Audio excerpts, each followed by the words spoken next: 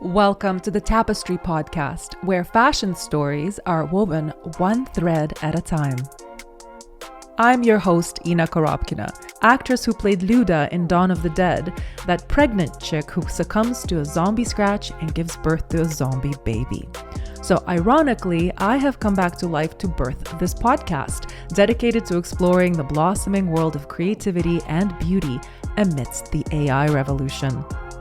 This program is brought to you by Jewel Branding Studios, a style consulting agency that helps you tell your unique story, one creative outfit at a time. Candice Carella, welcome to the Tapestry podcast. I'm so happy you could join me today. Thanks for having me. Yeah, I'm happy to be here.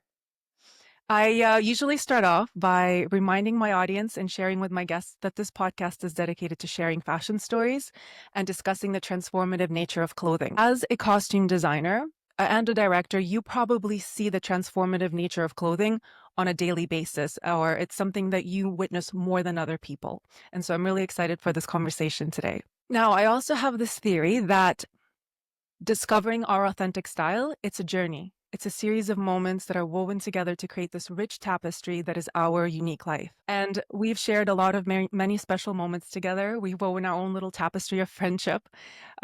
Yoga at the YMCA, shout out to Tad, and our kids running through the sprinklers in the summertime, and lots of dinners and birthday parties. But there's another layer to you, another side of you that I'm super curious to discover today.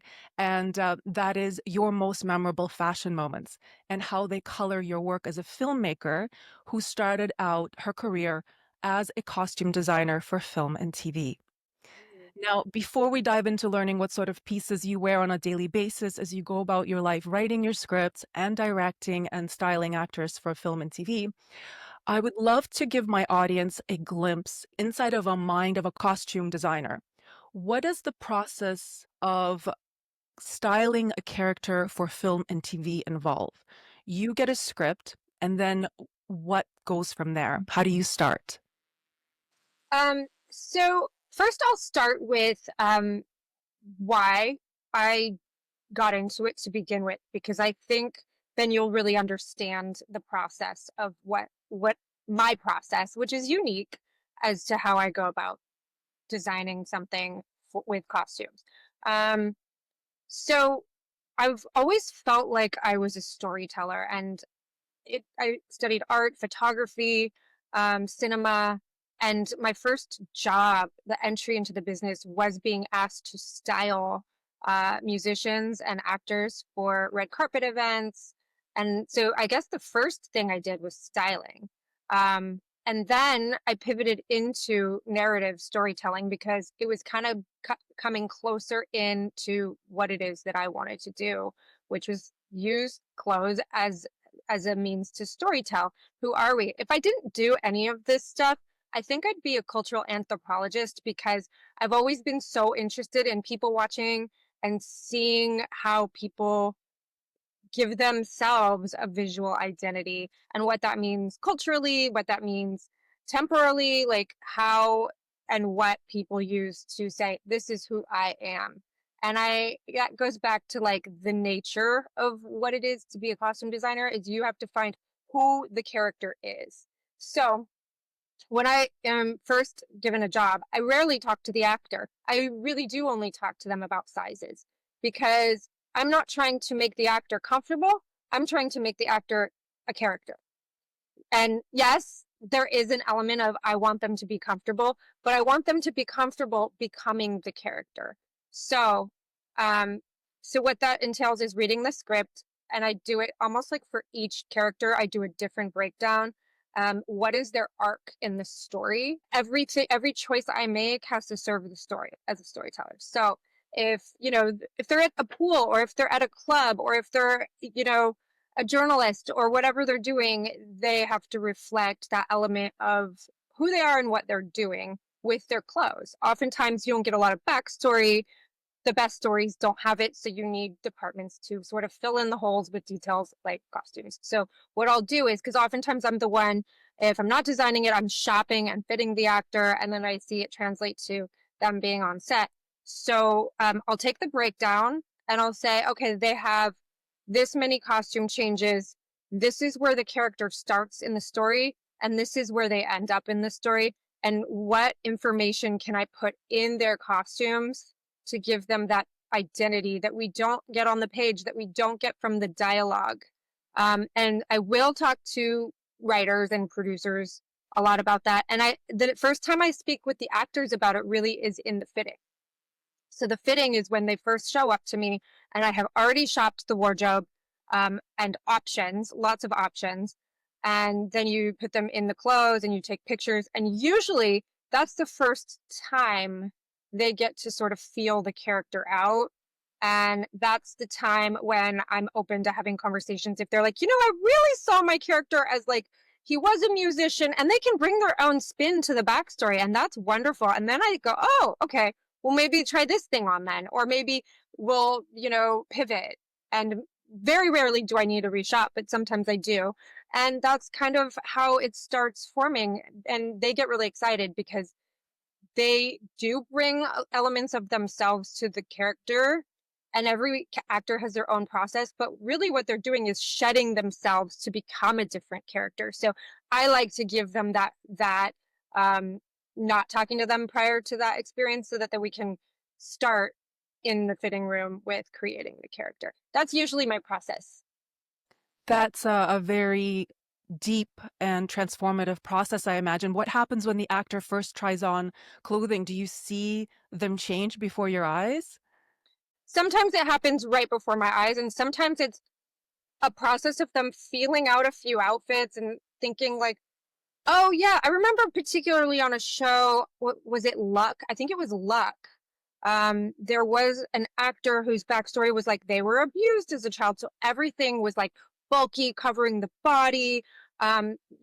Like they just had insecurities that I had to then put into the clothes. So I would do crossbody bag as a purse, just like everything was like fearful, and you wouldn't even really know it, except for like I infused it with little things that kind of would go along with a character that has been down that type of path. And so I do spend a lot of time really thinking, and I like to talk backstory with actors, and I like to talk definitely with the writers and directors of stuff that I've worked on in costumes. And I use this as a stepping stone for my directing work as well, because I've done this type of breakdown process for characters, it helps me direct them. Good directors help actors become the character on set with the dialogue and the action they're supposed to be doing in each scene. If you understand where they're coming from and what their goals are, you're going to be a better director. And building that trust all started in the fitting room for me. So it was a natural progression for me to go from doing clothing to directing. Yeah, that makes sense. I mean, wardrobe, or what we're wearing, is telling a story on our behalf, and so it basically is an extension of the character. Once they walk on screen, it's speaking on their behalf. Now, the industry is changing so rapidly with AI, and I'd love to know more about the details of how that's happening. And also, can AI, from your perspective, from your personal opinion, replace those human nuances that need to go into understanding a character and the flaws of the character? Um, I'm not an expert on AI, but I know AI is being used a lot right now, and the way I've seen it used, it is taking jobs away because it's a tool that makes everything easier.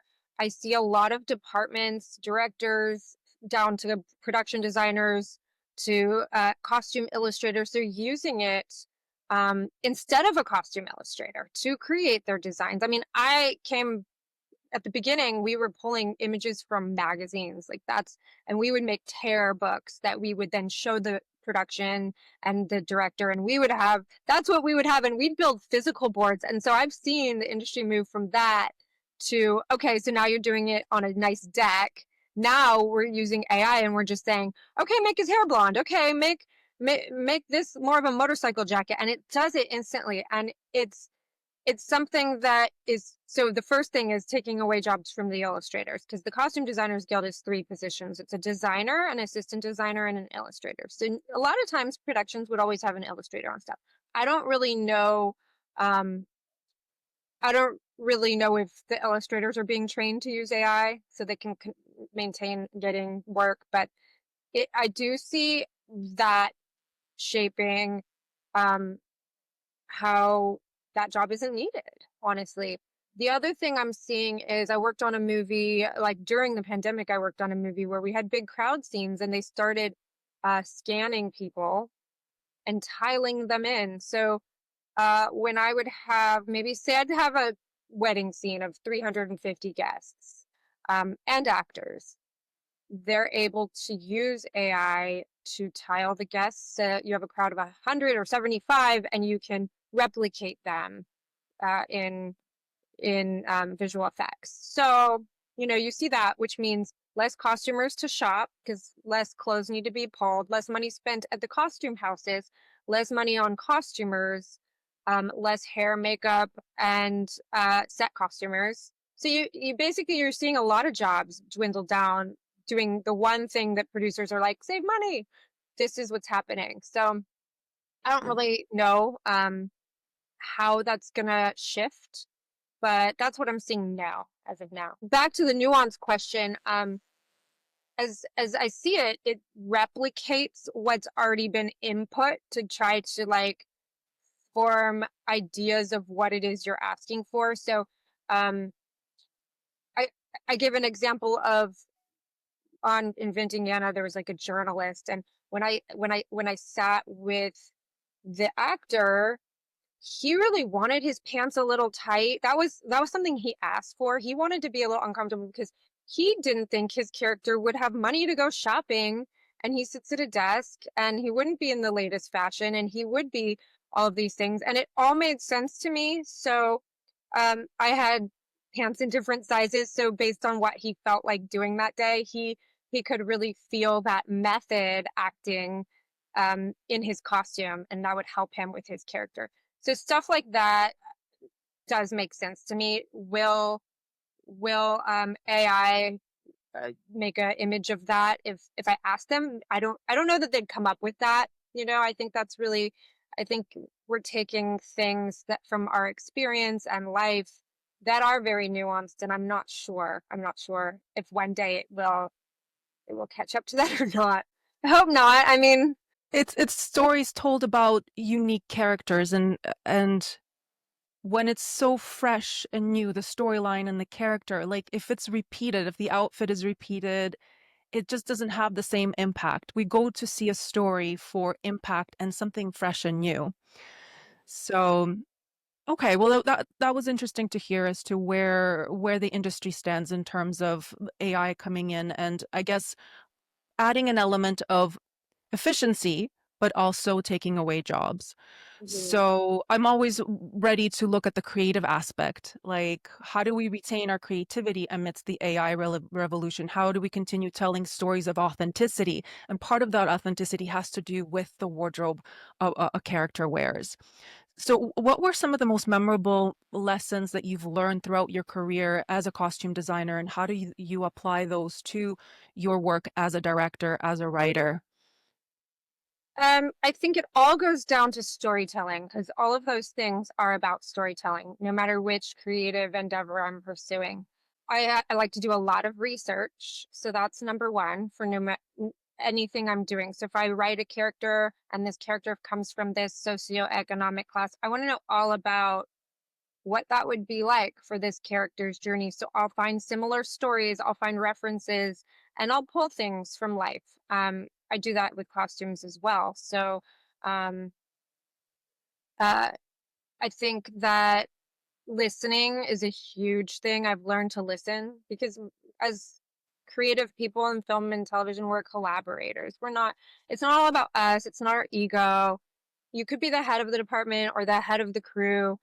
To me, none of that helps the project. It helps the project to listen to people. Like you bring people on because they're good at what they do, hopefully. And then there's a trust there to like the more people that like best idea wins, basically. I've learned that best idea should win, whether it's yours or not. And I've done okay with that philosophy. Not everybody has it, but you Yeah, know. it's definitely a team effort. Now, What type of themes do you like to explore as a filmmaker, having come from that background of appreciating clothing? I love to explore complicated female stories.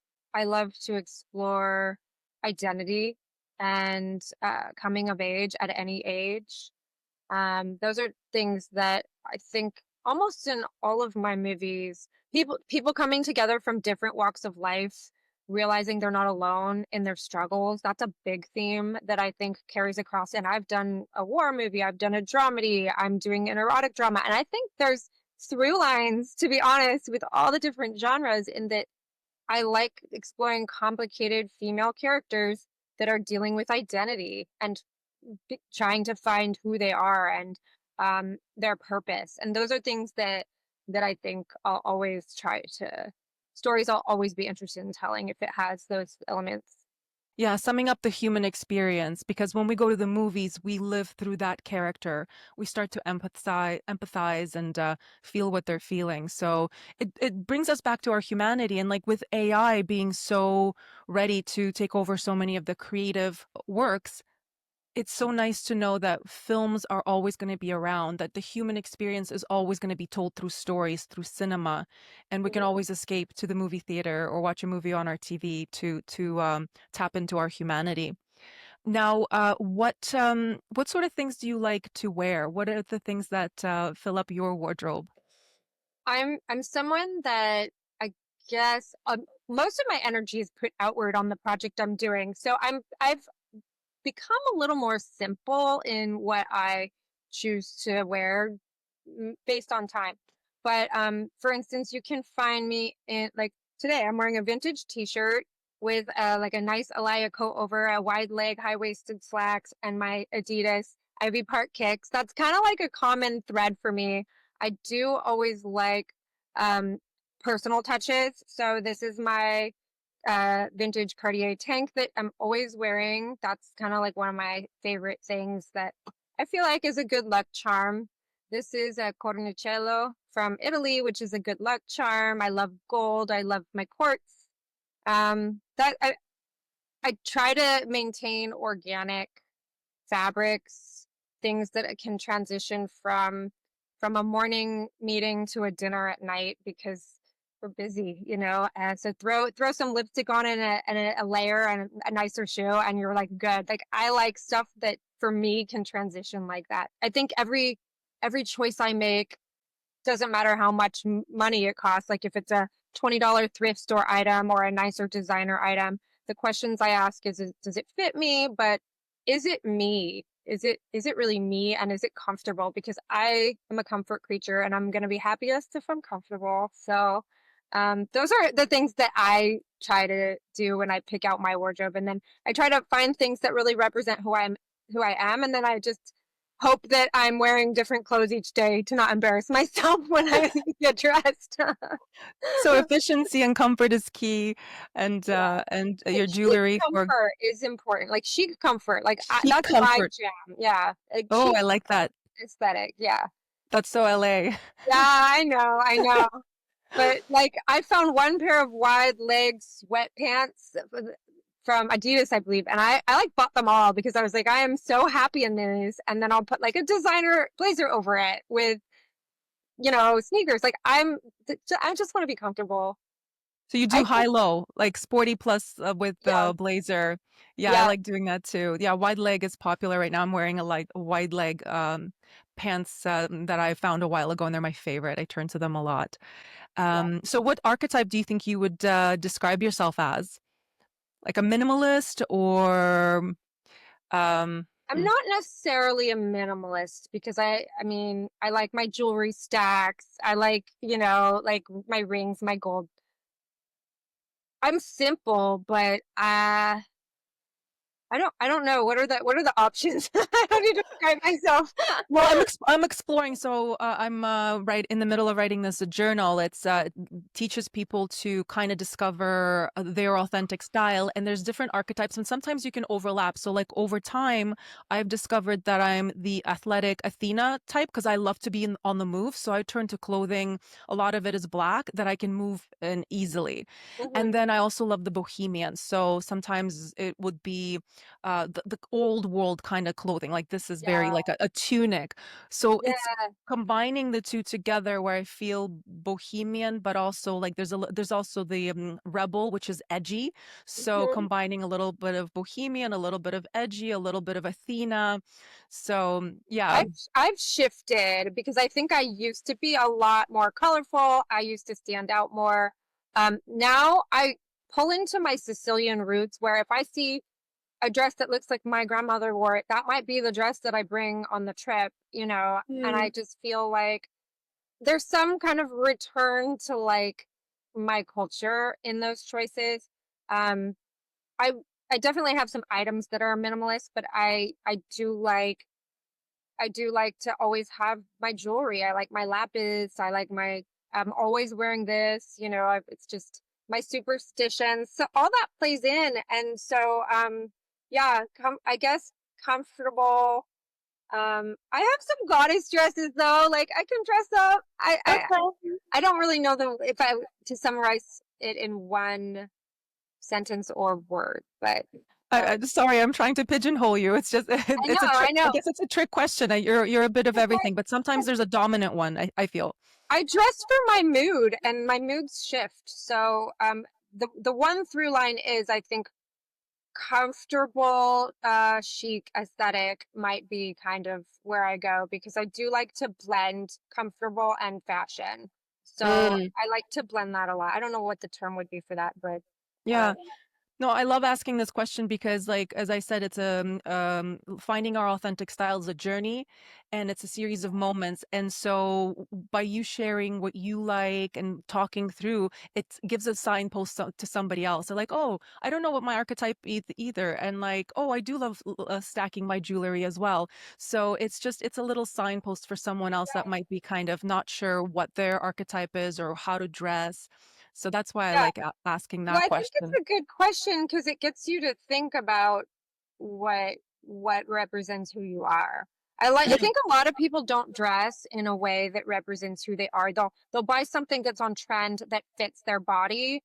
And in a way that's success in and of itself because not everybody can even do that. But for me, I always ask the question, is it me? Am I comfortable? Does this represent my personality? Because if it doesn't, I shouldn't get it because I won't wear it, you know? For And then sure. It could look beautiful on you, but if it doesn't align with your authentic self, yes, yes. What's your earliest fashion related childhood memory? oh gosh. So I think one Christmas I might have gotten a dress up like wardrobe with lots of different costumes and I loved wearing that. I would dress up as like the Brazilian girl I mean that's like crazy, but I would dress up as a Brazilian girl to school or like I would just wear different costumes and be creative. I would put my mom's wedding dress on and run around the house. She let me do that. Like I had a few where I was like, this is fun. And I don't know if it was because I was pretending to be a different person. I can't really remember, but I remember it being joyful to me. And Mm. um and so, that was a form of play. And I do really feel sometimes like when I use that verb a lot in a fitting, like let's just play when actors come in not knowing what it is, like, let's just try things out. Let's just play. And a lot of times, what I'll do is I'll distract them talking about their lives and their interests, and then I'll sort of discover a path that way with all the options from in the room. So it just depends on the person. And I like to make it, I definitely want the person comfortable and to be happy with the options before they leave. That's So if very they're clever, comfortable, very observant. yeah.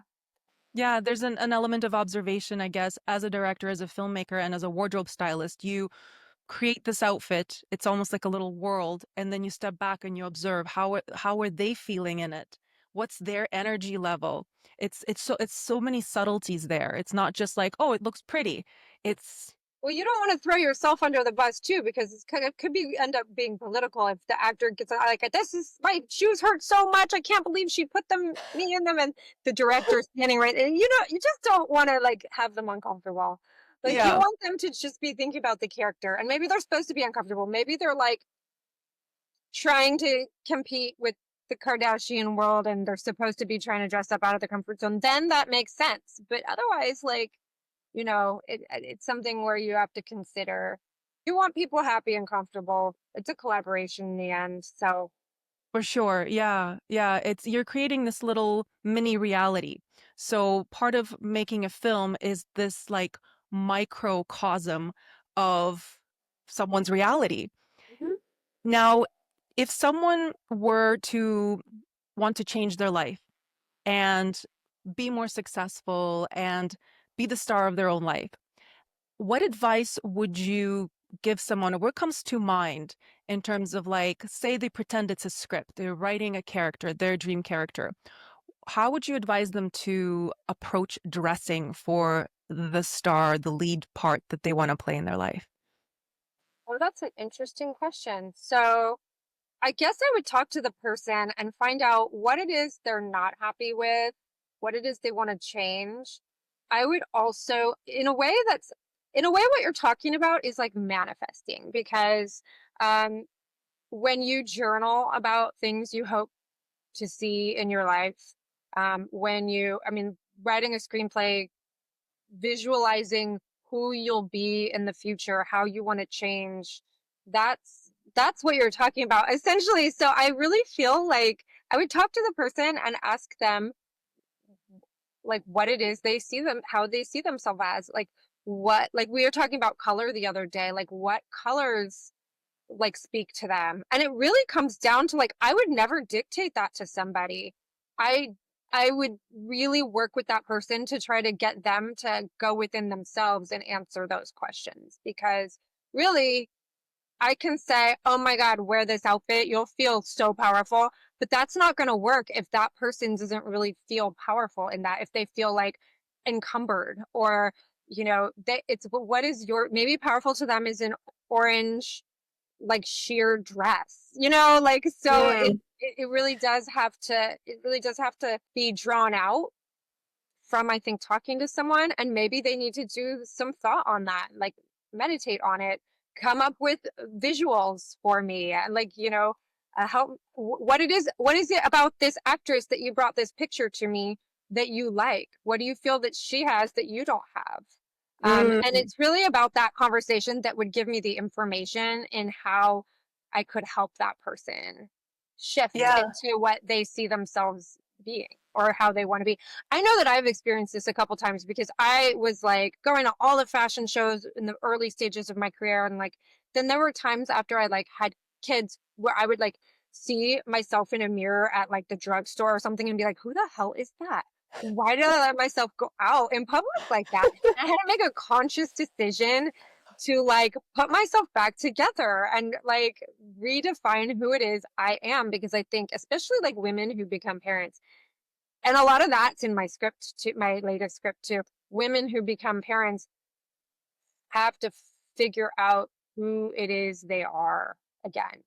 And Yes. that shifts, and that does shift. So that's a quest that I will find interesting forever. And and I think it's important to think about. For sure. Yeah. Oh my gosh, there's so much value that you offered there. Yeah. When you write a story, there's an arc, there's a beginning, middle, and end. There's a goal. Where do you want to see yourself? How do you want the story to end? Right. And then what are you wearing when that story ends the way you want it to end?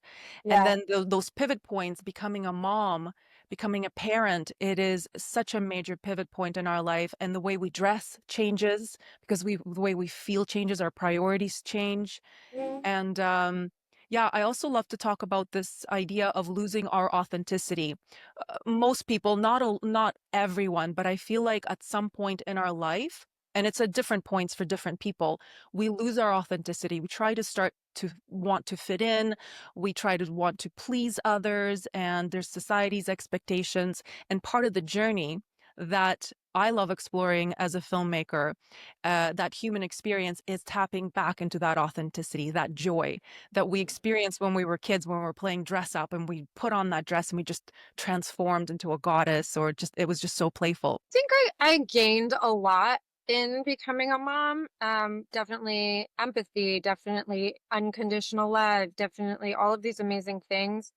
But I think what happens what happens to creative people. And it could be different if like you find your purpose as a parent and you really just feel whole. Everybody's different. I felt like I had pushed pause on who I am in many ways. And so the struggle for me was trying to figure out how to return to my creative process and how is that process changing. And it really always felt like, oh, I need to be a storyteller.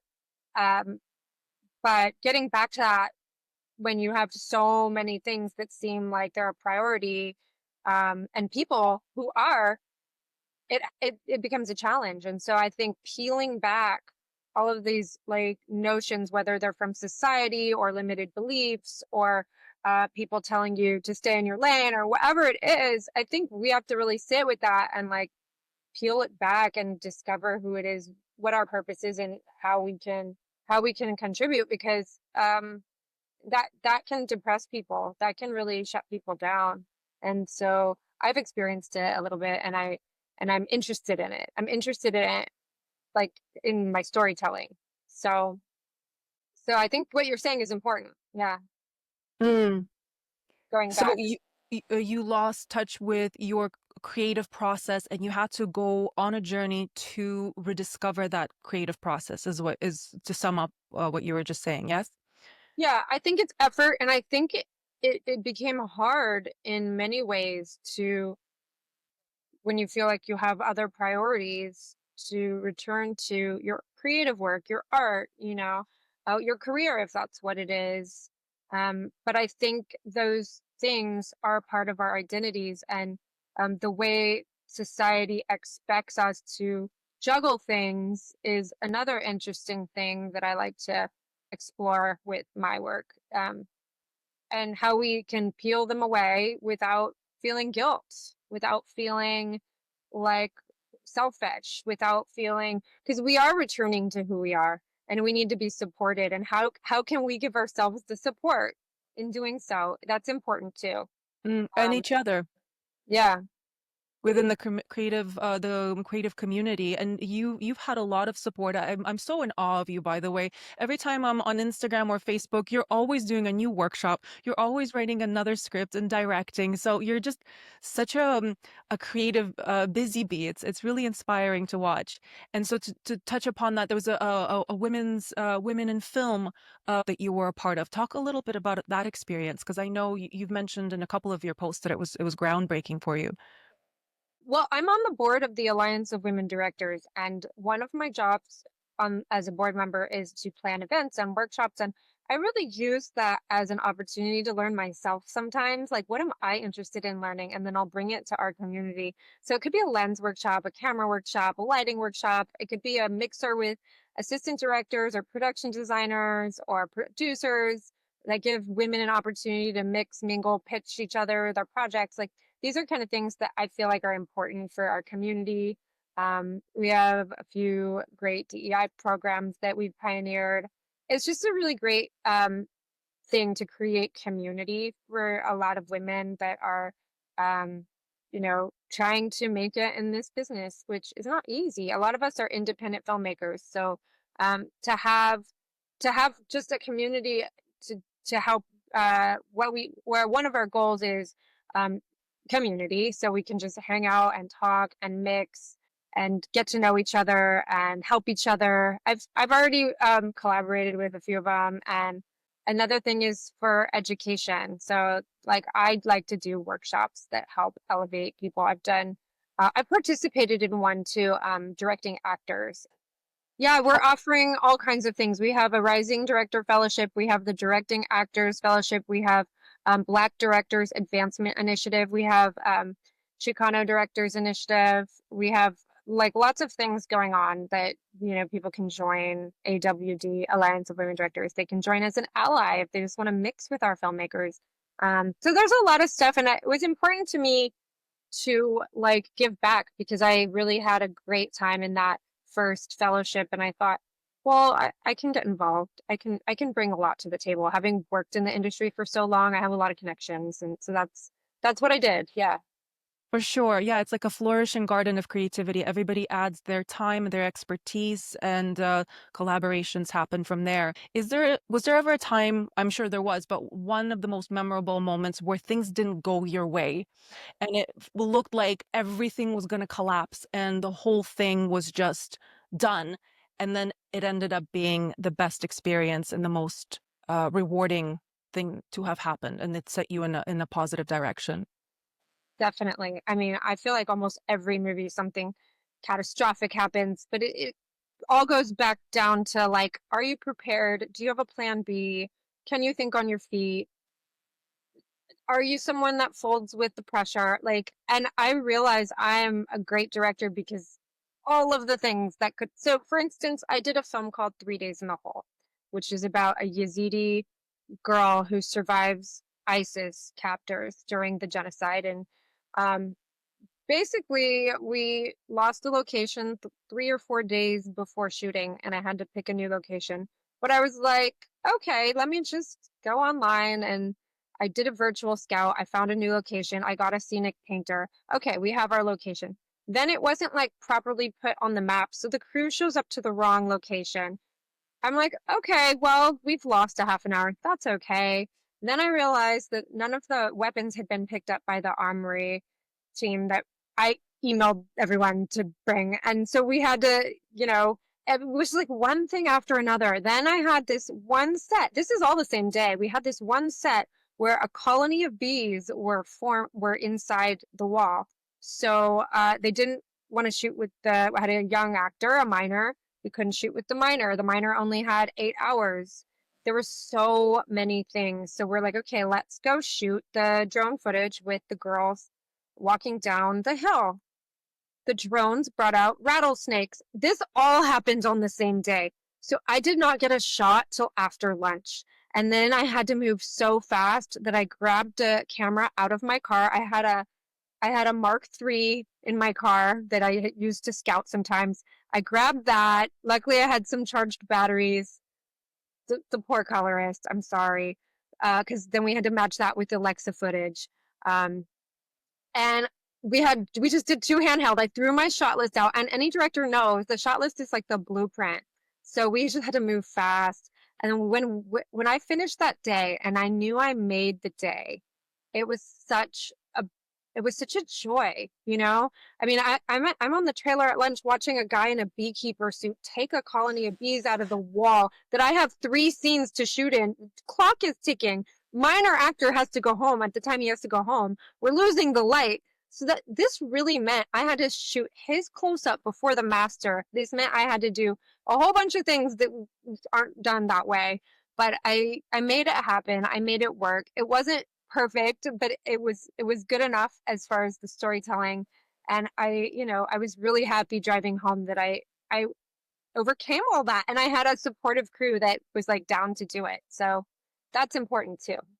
Yeah, it's having the good support system and being prepared. And when you're prepared, you can pivot, you can Yeah, find solutions.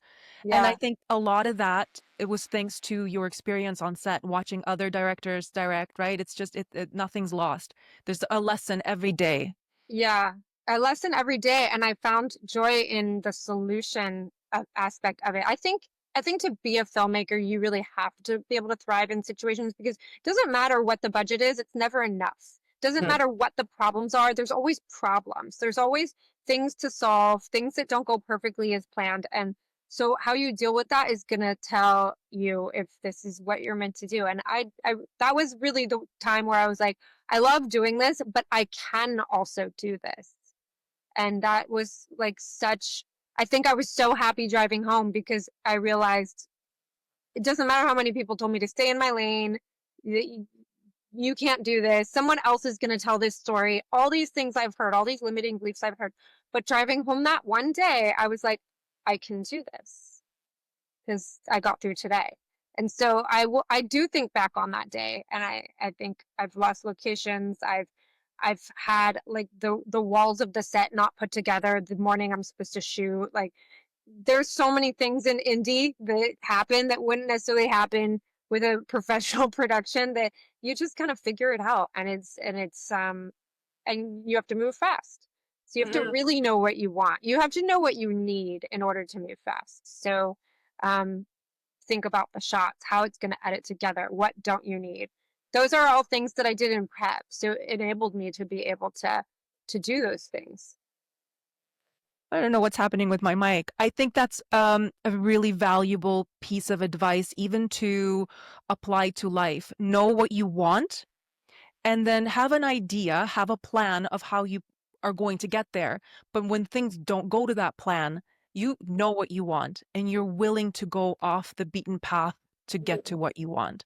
So whether it's in filmmaking or in life, it's that's a valuable piece of advice. Thank you. Because to me, I think journeys are interesting. Like there aren't too many. The one thing people would always say to me when began directing is, well, like, why do you think you can do that? And I've literally been told to stay in my lane and all kinds of things. So, By I men or by women or both? both, both. Because I know, and I don't know if you want to share this, but I know what went down with 3 Days in the Hole, and that just infuriates me. Wow. But I'm sure it's been a big driving factor for you as a filmmaker, because sometimes when sabotage happens like this, it really propels you to show them, if that makes any sense. Yeah, I think there's definitely an element of that. Like, I need to prove something, but more than that, I've relaxed about it because I hear those kind of things, and now I'm able to protect myself better with the tools, the healing tools that I have. I've been able to protect myself better from people saying stuff like that, and I can just turn it off. And I think that's really important for creative people to just be able to tune out negative things because that has more to do with those people and their shortcomings or their dissatisfaction with where they're at than it really does you. And if you can realize that, there's room enough for everyone to be creative and everyone to pursue their dreams, you know. And so that's really something that I had to work on and say, well, no, I'm going to continue because I'm going to show me and you. And now it just has become a passion. And Yeah, well, there's something to be said also for taking a shortcut. You take someone's idea and you didn't put in the hard work. You didn't actually go and do the research. And I think you actually went and lived. You actually went. Did you I, travel to see? I did go to Iraq and Syria, and You that was, actually, yeah, yeah, 27. you went through the experience of, I met with women who had survived slavery, had been kidnapped, had, you know, been tortured, had their children in captivity, and all of this stuff, which was very difficult. Not at the time, I didn't feel that way, but like it took a lot of time to process what I had seen. Like there is an element of barbarism in the world that we can avoid, but if we're empaths, it ends up affecting us. And so how I deal with a lot of that has shifted. And yeah, like there's no shortcuts. If you want to tell a story, you can tell a story, but you just need to make sure that you know what you're talking about and you're well researched and well prepared. And I couldn't do that from home, so I had to go. There was no option. You know, yeah, there's press that we have that is very different than the truth. And it still is like that today. So so we have to know where we're getting our source information from and all kinds of things. But yeah, I wanted to meet these women because I was telling their story. we both know the industry can be very cutthroat. There's a lot of good ideas, and some ideas if are stolen if you don't protect yourself properly. Right. So, So yeah. that's an education, learning how to copyright, learning how to register your screenplay, all of this stuff, copyright the final product. But then there's also like it happens in every like I've seen it happen in photography, fashion, all kinds of things. There's lawsuits, this and you know, this has been going on forever. So I think it's kind of like a rite of passage if it happens to you, but how do you deal with it? You And a know? compliment, right? Yeah. It's like, your idea is so good, let me just take it. You know, yeah. So it's how do you deal with it and how do you move past it and how do you keep creating? because you can block yourself when stuff happens. And I just really didn't want to block myself, and I wanted to keep going. So I found more stories to tell. And I always Yeah, will, because I think we're interesting how we move through this world. So yeah, that's those well always said. to say. Yeah, because you could put up an armor and start protecting yourself and pull back on your creativity with this fear that it's going to be taken or stolen. But if you live from a place of forgiveness and acceptance, you transform that disappointment into something fruitful, and it takes you to your next creative endeavor, which is something that I see you've done, which is really inspiring. Oh, thank you. Yeah. Yeah. Well, thank you again for joining me on the Tapestry podcast. I don't know if you remember, I put it on Facebook. You're going to be an Oscar winner one day. I know it. I feel it. Oh, Do you that's so remember that cute. message? No, I don't remember that. I don't I'll remember that. find it on Facebook. It Oh, goes that's so years back. cute. That's so cute. Well, I'm an thank you. oracle. I'm telling you. Okay. This All is right. the one.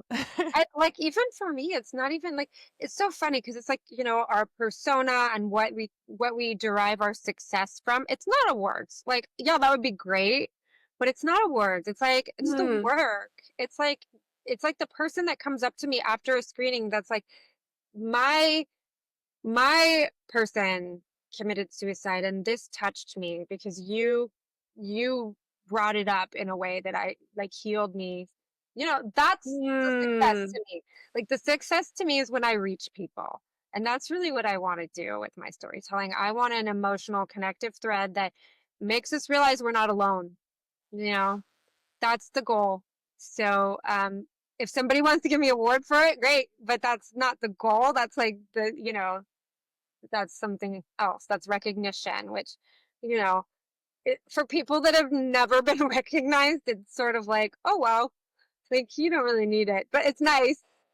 It's nice, and it also opens up for more movies to be funded and more money. So in that respect, it Yeah, matters because it just you get to do yeah, more of what you do and not have to worry too much about where the money's coming from to fund that project. yeah, So yeah. yeah, but good for you. It's a very healthy perspective. Instead of chasing awards and fame, it's like, no, what stories do I want to tell? It's a very grounded approach, very beautiful approach. I know you've always been interested in fashion. I remember when you got this fashion book and you were so excited to Oh, show yes. me. You're so sweet. Yes, Yeah, that's right. You gave me that beautiful book. It's on my bookshelf. yeah. Like it transformed my life. Like I read it as soon as you gave it to me. Like I read it within a week, and it inspired me so much. Yeah, I've always been into fashion, and then kind of dabbling in not dabbling, but acting was my main thing. But in on the side, it was always fashion. Yeah, So now I'm you've always had actually it. Yeah. pursuing it. Yeah, it's funny. My gosh, how back we go. The things, yeah. Yeah, it's true. I dragged a friend of mine to a sound bath like a year or two ago, and now she does like sound healing. And she, like, the other day was like, "Oh, you're the one that brought me to the sound bath." And it's like, I had no idea. I just had like a +1, like, it was just like not even thought about, but it was very impactful. But it's nice. It's nice when you hear like something you do that Yeah, impacts anybody. for Yeah. sure. I think that informs your life as a director. You've got that observer. You observe your friends, just like you observe actors. You're like, ah, this is what she needs to experience. It's such a beautiful gift. Oh yeah, I love observing. I love that. Thank you so much for listening to the Tapestry podcast. Chances are, if you resonate with the content I shared today, you might be on a journey to finding your authentic voice and your unique message for the world. If that is the case and you're navigating speaking in public, then my Styled to Speak program is perfect for you because the outfit we custom designed for you together will help you make the most out of the 7 seconds it takes to make that first impression on stage. Speak with conviction and allow your signature stage outfit to add to that conviction. Visit jewelbrandingstudios.com to learn more. That's JEWEL brandingstudios.com.